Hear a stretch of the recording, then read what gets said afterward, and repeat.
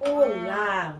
Esse é mais um vídeo do canal Tornar-se Presente. É uma alegria ter você aqui de novo. Muito bom! Você que está chegando pela primeira vez, seja bem-vindo! Seja bem-vinda! Inscreva-se no nosso canal para você receber as notificações. E aí, todas as vezes que a gente postar um conteúdo novo, você vai ser notificado. Eu quero agradecer demais as pessoas que têm nos acompanhado, feito comentários nos nossos vídeos. E é com tanta alegria que eu vou respondendo, tanto carinho que eu vou respondendo cada comentário. Então, se ao assistir esse vídeo você quiser comentar algo, fazer uma pergunta, entrar mesmo num movimento de contato, de interação comigo, para mim vai ser uma alegria. Eu me chamo Érica Ribeiro Andrade, e esse é um canal sobre Gestalt terapia, conceitos e técnicas em Gestalt terapia. Hoje nós vamos continuar falando de um conceito muito importante para nós, que é o conceito mais amplo, o conceito de contato, né? E aqui nós já deixamos vídeos sobre o ciclo da experiência, as diferentes fases do ciclo de contato. Já falamos inclusive sobre um dos estilos de contato, que é a proflexão. E uma das coisas que eu me lembro de nós já termos compartilhado é da importância do entendimento que não há um estilo de contato que seja errado, tá? Porque em diferentes momentos da nossa vida, todos esses contatos podem ser desejáveis e podem ser um desses diferentes estilos de contato que darão conta de uma necessidade que a vida nos apresenta, tá? Então hoje nós vamos falar sobre confluência, tá? E a confluência não é um problema em si. Às vezes a confluência será, na verdade, a solução.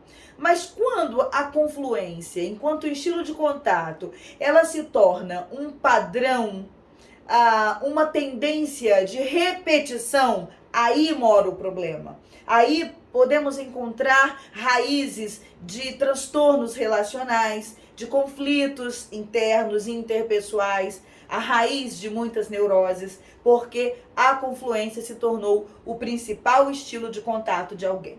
Bom, a palavra que mais se aproxima, e aí eu estou utilizando técnicas em Gestalt terapia de Charlotte Sills e Phil Joyce, que é um livro de 2016, que eu já tenho utilizado aqui com vocês.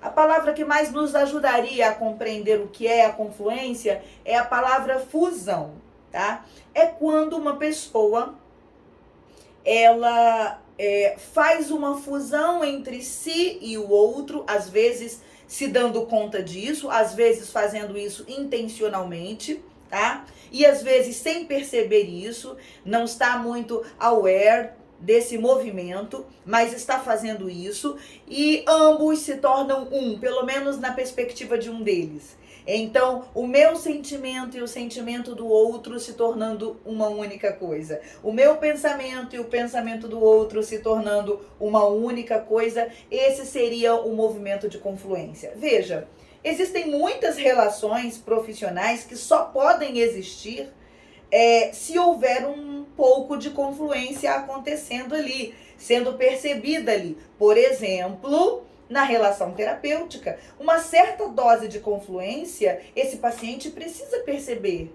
que existe entre eu e ele, tá? Ou seja, uma capacidade que eu tenho de sentir junto com ele, uma capacidade que ele tem de pensar junto comigo, tá? E muitas vezes nós vamos concordar e vamos fazer uma fusão de sentimentos e de pensamentos, mas isso intencionalmente, tá? No caso da relação terapêutica, é desejável que isso seja percebido em algum momento.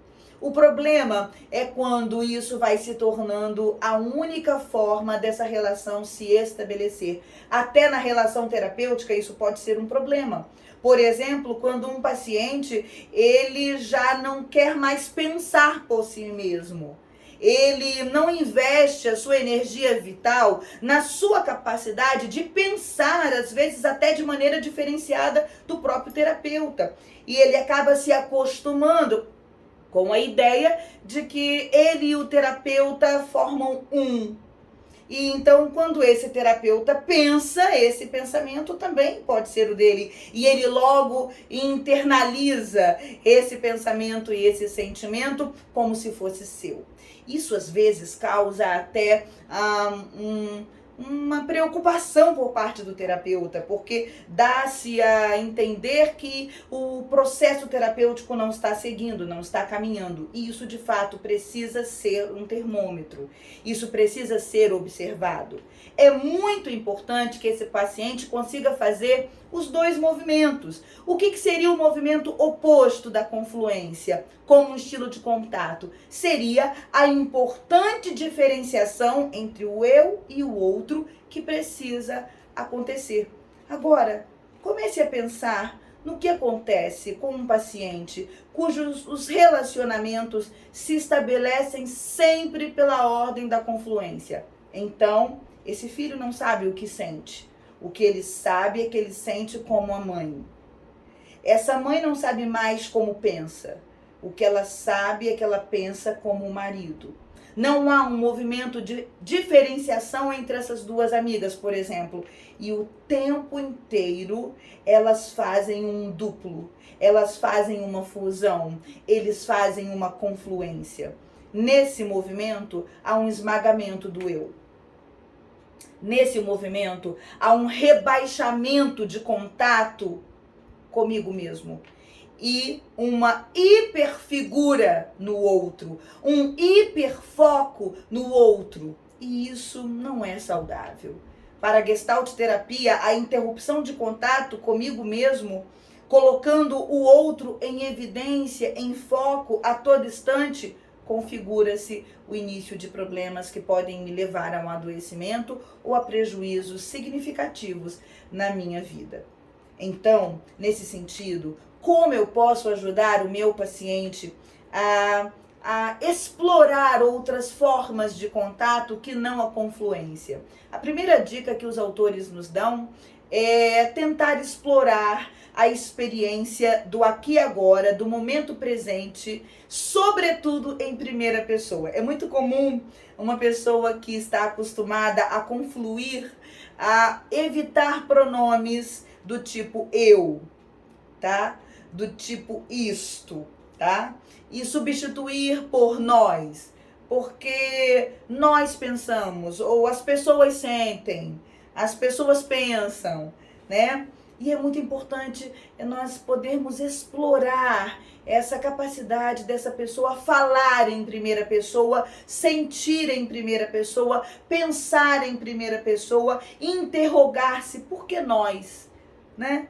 Por que eu estou dizendo nós se eu estou falando de mim mesmo? O que eu sinto diante dessa situação? Ok, já ficou claro o que eu percebo que o outro sente, mas e o que eu sinto sobre essa situação?